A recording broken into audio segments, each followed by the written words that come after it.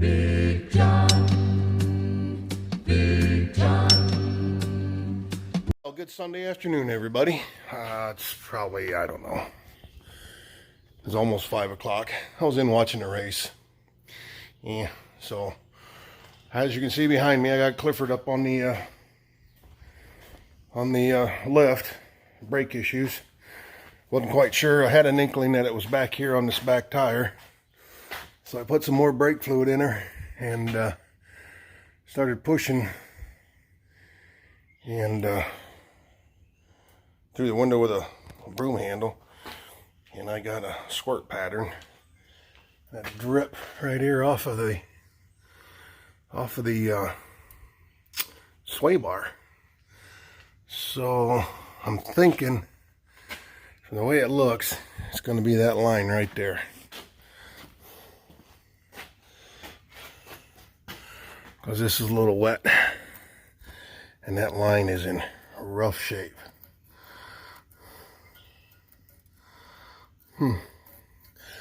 I'm surprised. I thought this truck would have had the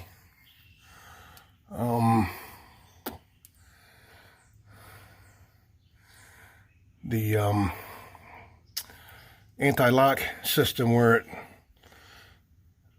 tells how far the body's up, how much the body raises.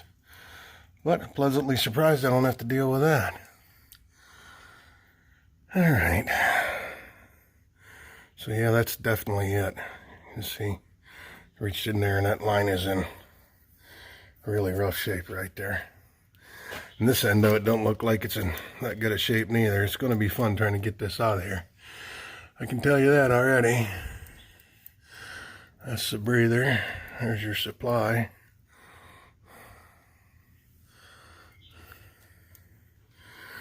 All right. This end over here don't look like it's in that good a shape neither. Probably end up replacing them both.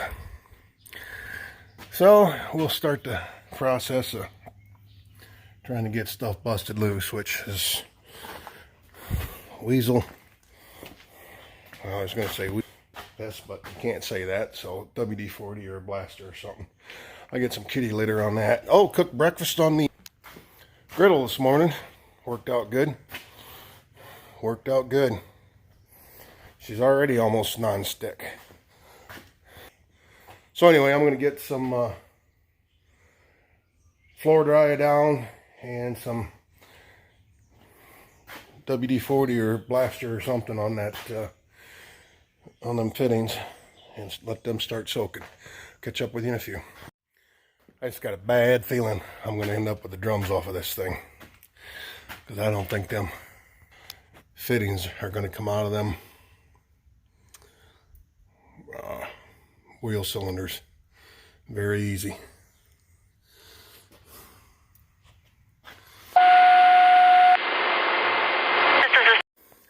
Yeah, like I said, I just grabbed a hold of this piece of line that goes between here and there and wiggled it a couple times, and it snapped right off of there and snapped off where this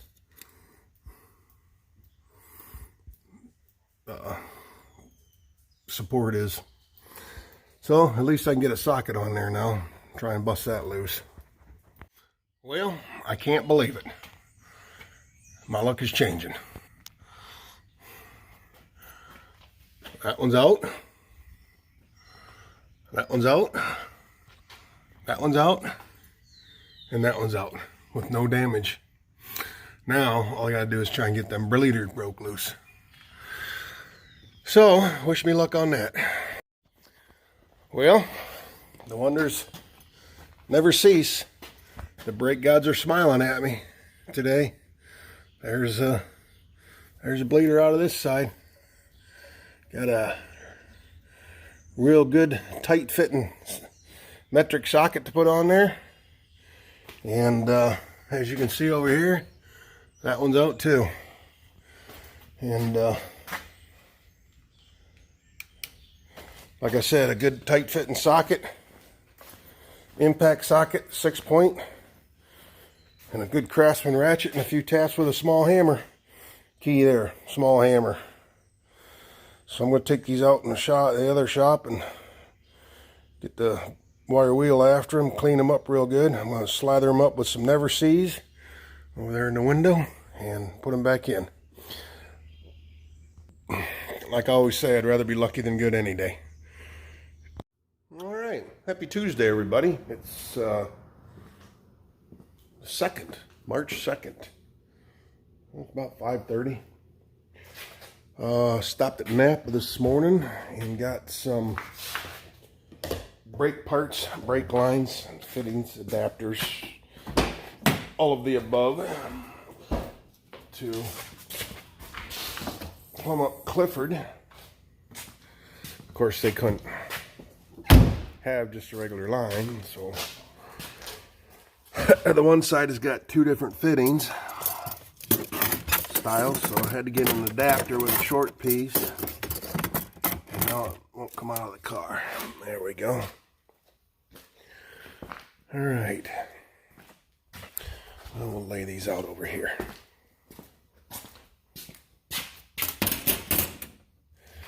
So the one I needed with the bigger fittings, they didn't have an 1/8 inch. So I upgraded to a piece of 1/4 inch to get the right size fittings on each end. That should be all right. This one has the smaller fittings on it that go into the distribution block in the center of the axle. But I needed the bigger fitting on the other end, so then I had to get this short piece with an adapter with the bigger fitting there to fit into the wheel cylinder on the passenger side. So we'll piece it together and get to bending and see what we can come up with.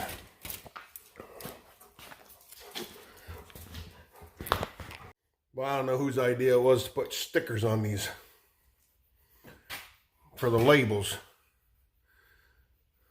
They ought to have their head examined. You got to peel all that stuff off in order to get the fittings to slide back and forth. Broken nail. Oh. But I got him. Went out and found my old trusty dusty primitive tubing bender. And we'll go from there. See if we can't screw something up. Can you see? Yeah. So this tube is going to have to come down and then over and then back up into there. And I needed 18 inches. And they don't have 18 inches, so I got a 20. So we might have to put a couple squiggles in it. Take up some space.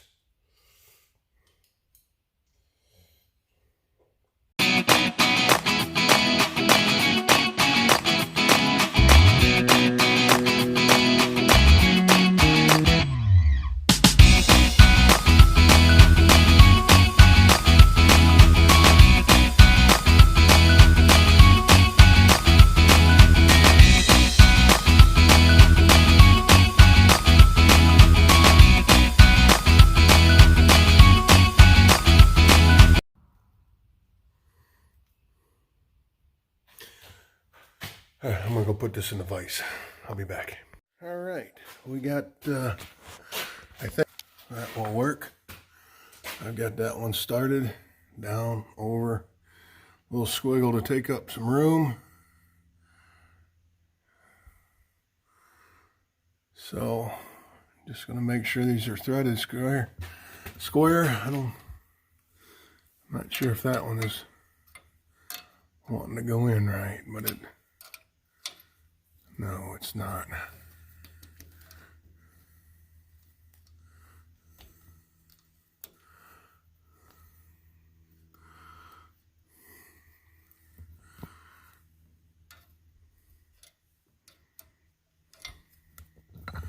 Figure out what's going on. I think it's got to get bent down like that.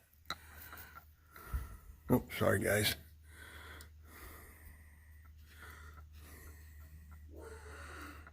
go. There we go.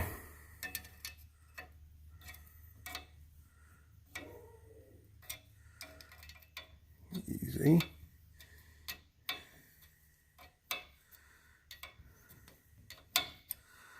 Oh yeah, that'll work.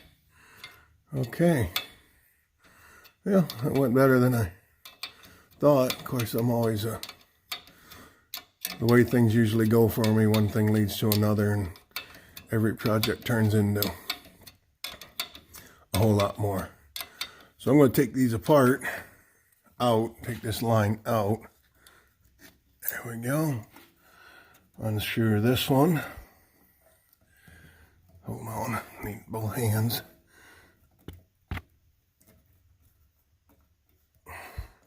Come on. There we go. Hold on. And we're going to put a little never seize on the threads, just because we can. And when you put never seize on things, you want to go under here too, because this is where it corrodes into the fitting. So you want it under there, and then on the threads themselves.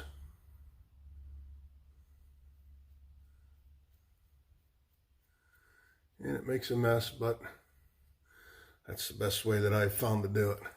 Because a lot of times when your hoses, when you're taking old ones off, the hose here will be froze inside of this fitting.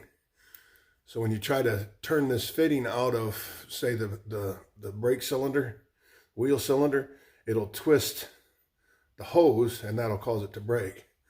So I've always, whenever I'm replacing them, hopefully I never have to again on this truck, but just in case, I'm putting some anti-seize under that, where it's in contact with that, and then some on the threads themselves. Okay, let's make her part of the truck.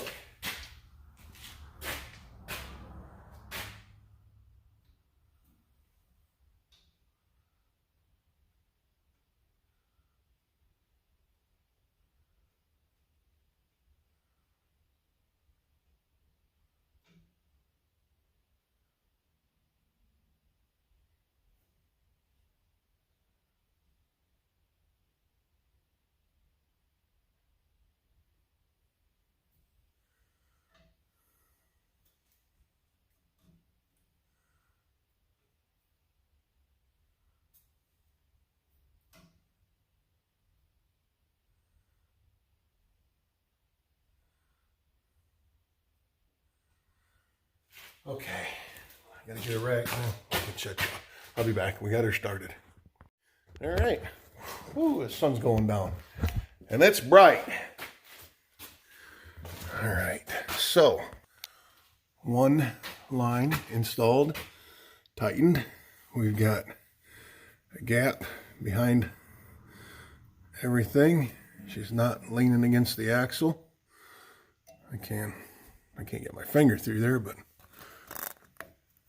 there, now I can. All right, I'll buy that. Looks good to me. Now for the other one, which has got to go all the way up.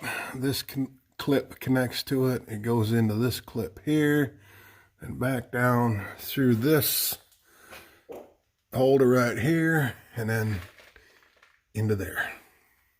Two pieces, because this fitting is smaller than the rest of them. This piece of pipe had the same tube, I should say, had the same fitting on both ends, and those fittings are the same that goes into this wheel cylinder.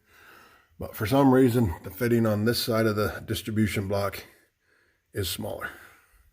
So that's why I had to go with two pieces with a coupler. So this coupler connects the small one to the big one.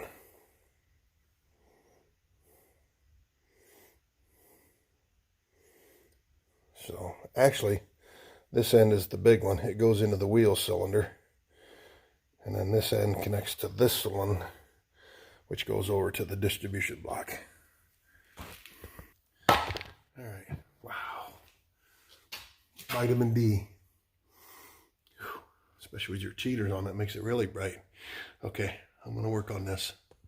Okay, well, I got busy and didn't turn you on, but I'll show you what we got here. So we bent that one.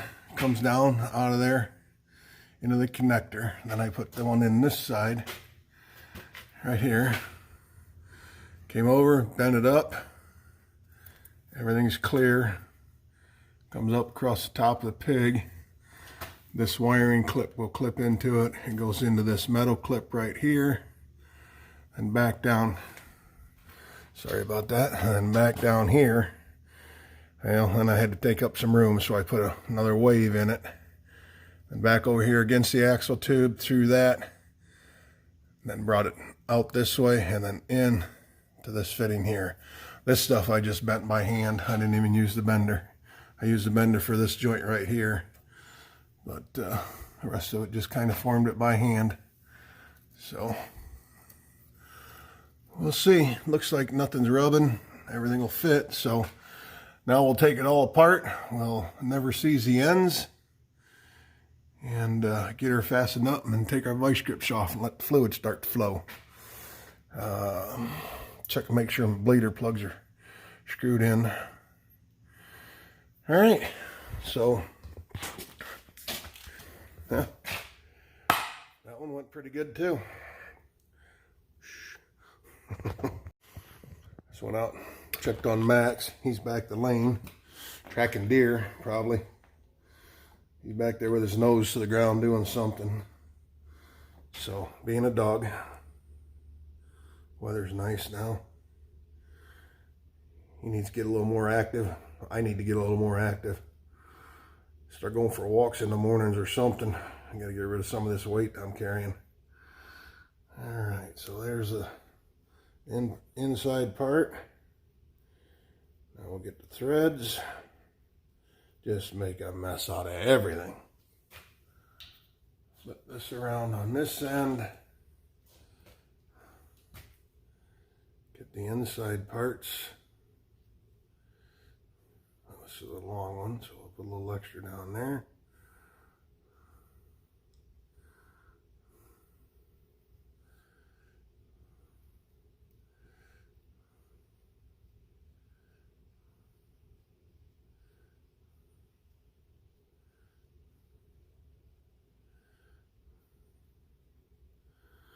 All right, I'll get this one hung back up in there so I don't hold it.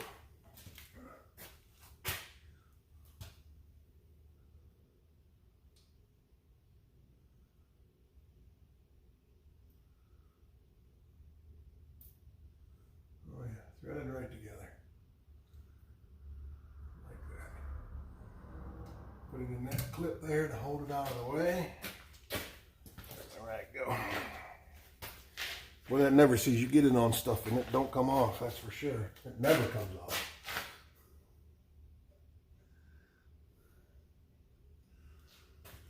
Alright, so we got this connector.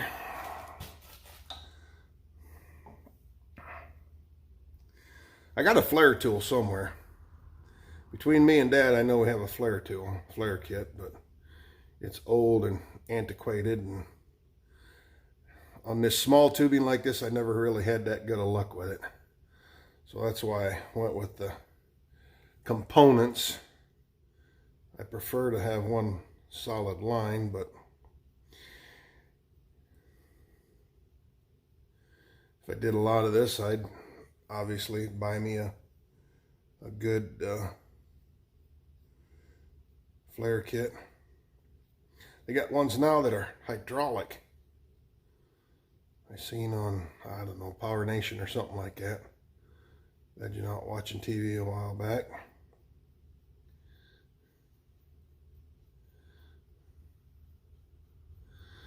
All right.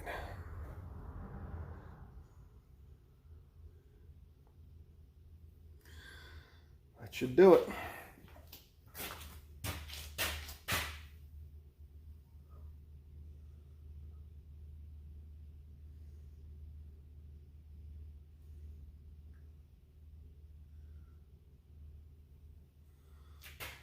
you want.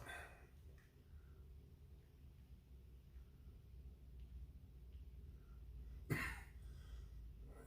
all right. Well, that was it. Just one little wiggle. One little wiggle. All right, I gotta go get another. Gots to go get another wrench. That feels like it's metric. What are these? So that one's for that.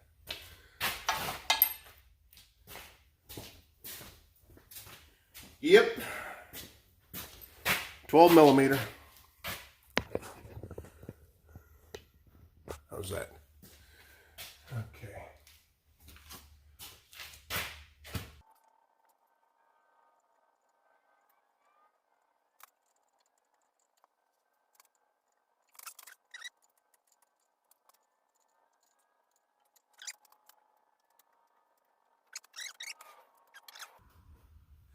Now for the vice grips that I put on that rubber line, I've got fuel line, pieces of fuel line over top of them so that they don't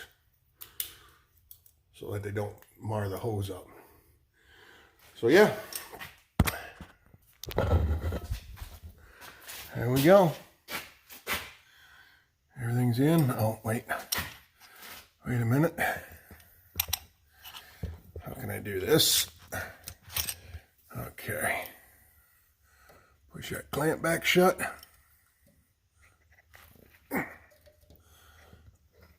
There we go. Up and over. Connected in. Over and connected in. All right. Like I said, check the bleeders and make sure. Check the bleeders and make sure they're. Sorry about that. Hit the wrong button again. And we'll go from there. Put some tools away. Okay, got all my wrenches and sockets put away from the other day. Put my safety glasses with my cheaters up in there. And take my tubing bender and we'll put that back in the other building. My other toolbox out there. And I'm gonna call it a night. I got up early again. Didn't sleep well. Weather gets nice, it's hard to sleep. And I hear a butthead. There he is. Hi, Max. What was you doing back the lane? Oh, no, Dad. Just wandering around. Well, he talks. Where are you going? I'll be right back. Just like a kid. Oh, I don't know. Let's see if the lights will work in here. I don't know if I ever showed you guys my Bronco.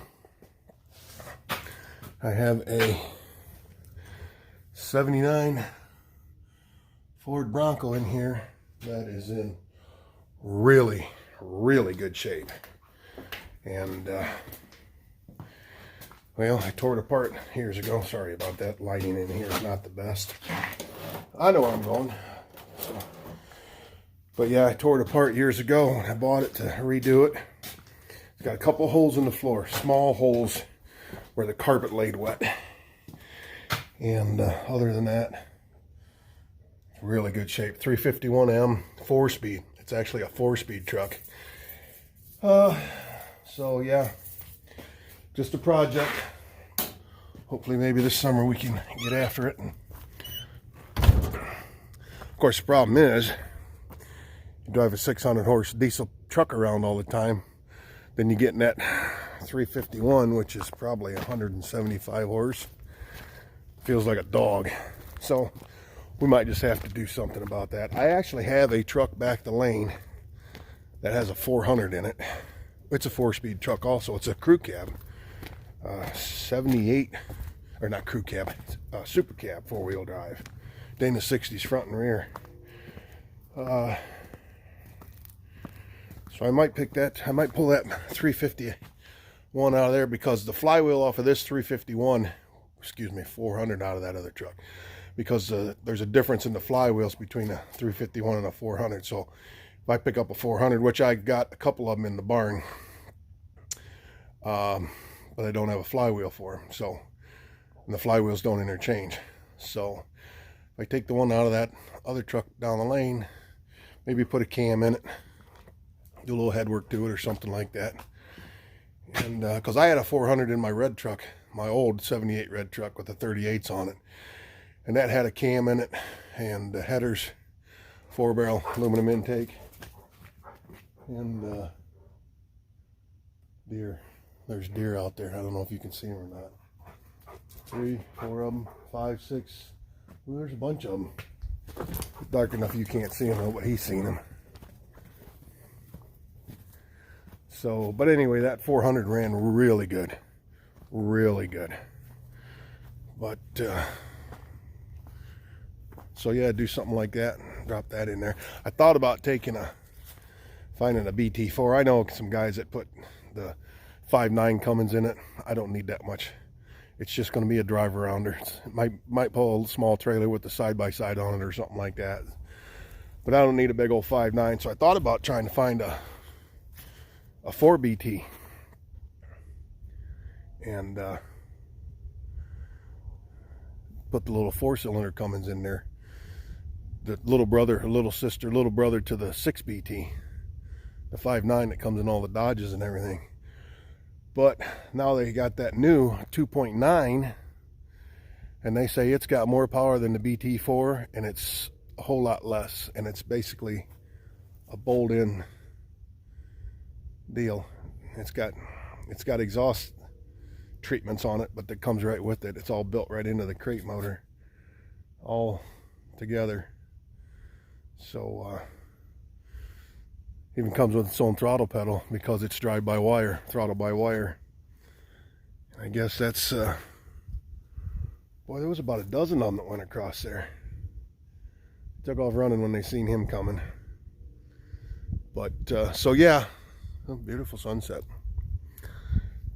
But, yeah, I thought about putting a Cummins in there, but they wanted, last I checked, which was a couple years ago, they wanted like $8,000 for one of them crate motors, them 2.9 crate motors.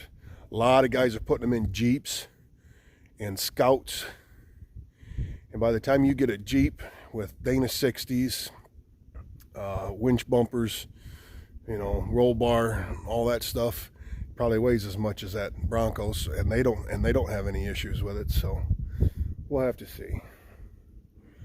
But yeah, I'll get a hold of Kirk or Eric or somebody. Maybe I'll have Tammy come out and help me tomorrow. We'll get them brakes bled on that truck and see if we can't get her down off the lift and get her rolling again.